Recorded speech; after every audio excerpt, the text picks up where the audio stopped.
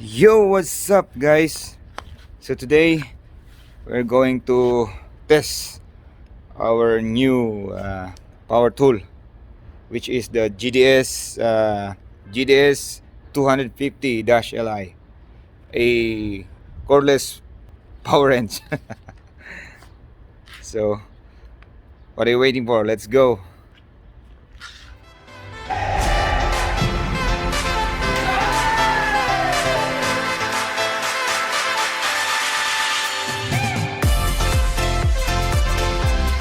So guys, first try it fails, and it might be the cause is maybe it's already a long time the lug nuts is over torque during the replacement of the wheel. It's been a long time, and the weather now is very hot.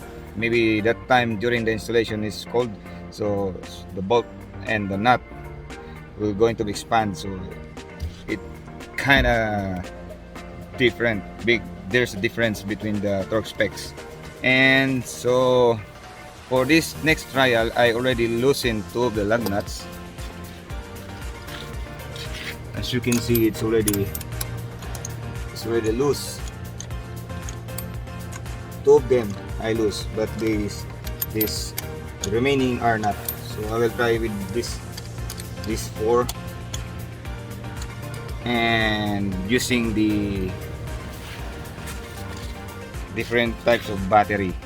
So before I use only the 3 amp hour battery, and now I have a core 18 volt 4 milliamp hour. So before I'm using only this one, this 18 volt 3 amp hour Li-ion. This is the stock battery with this unit. And now I'm going to use with full charge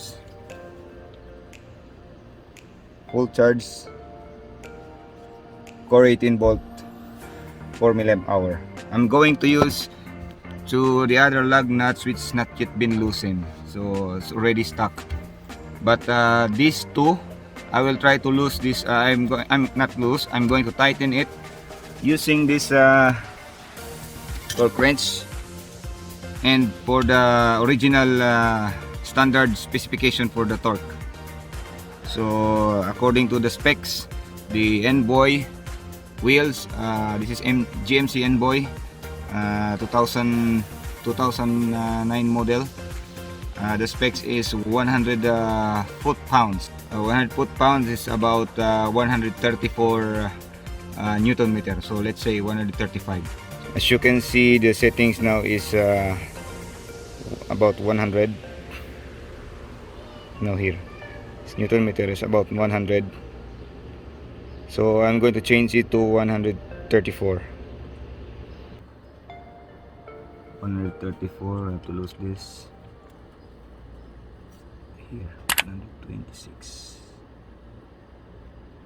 126. So this is 126. Kita nyo ba? So this is 126 Newton meter. So I'm going to add more from 0 to let's say 7 to make it 100. I will make it 135. So as you can see, it is now from 126 and 4. It is 4, 5, 6, 7. So in between 8 and 6 it is 7. So 126 plus 7 is 135. Okay, so I will tighten this lug nuts for about 135 Newton meter as per specs.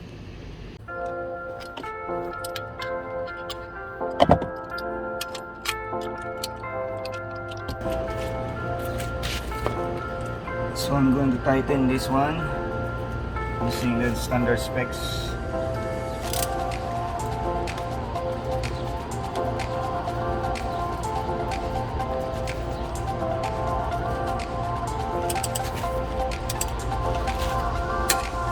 Okay.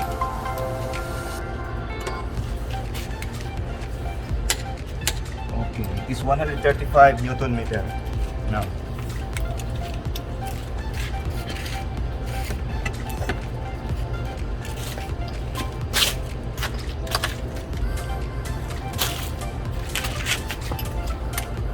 Let's try if I can remove using this 18 volt 4 milliamp hour.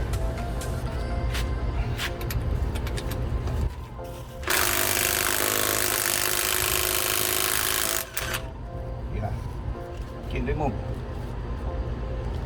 So tighten it again. The other one.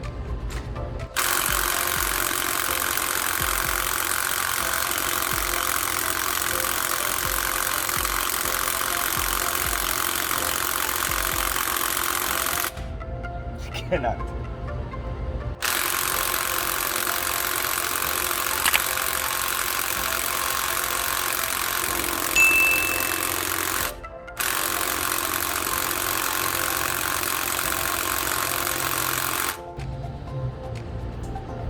So there's a difference between this one and this one. I think this one is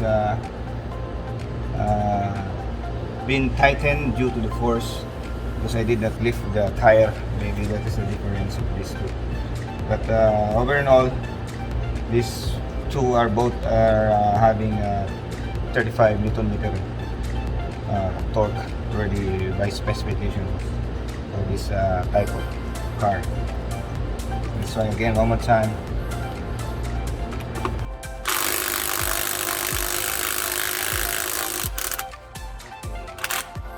Yeah, it will take a long time, but anyway, so this is 19 mm, so this is over the specs.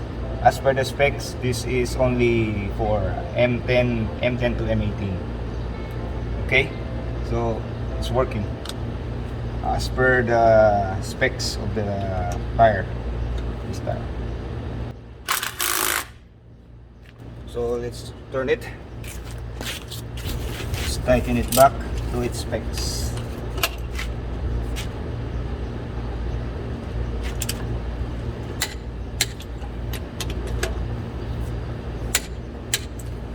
Okay, so the first video I took was failed because this lug nuts has been over torqued, and it's been quite a long time since it was installed. So at that time, maybe the temperature is low, so there is changes in the tightness. The weather it affects, because during right now it may be around 45 degrees Celsius the moment, or maybe more. So the metals are going to expand. So both of it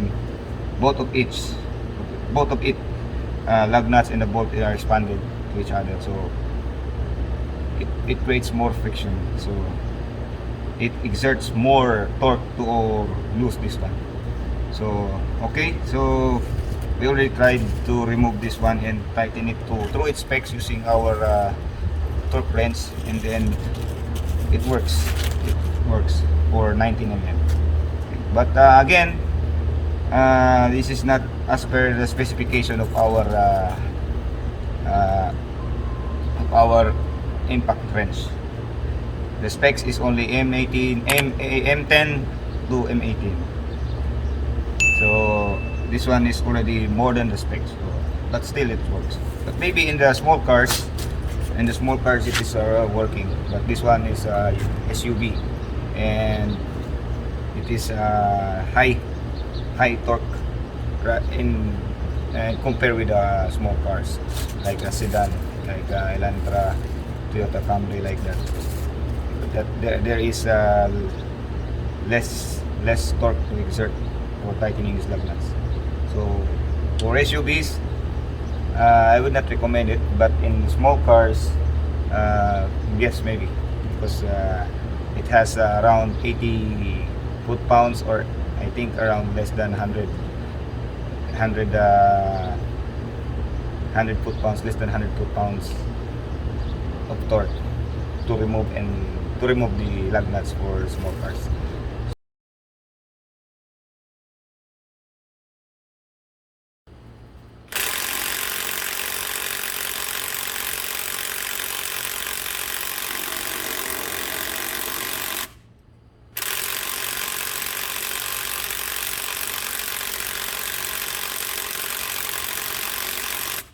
A few moments later. Fails.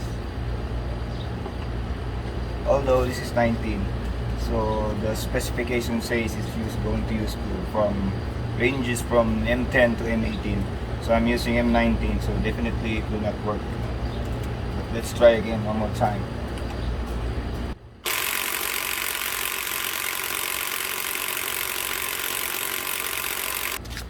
It fails on M18. Sorry, M19. So you cannot use this one, especially the torque specs. Maybe it's more than the specification of this one for tightening.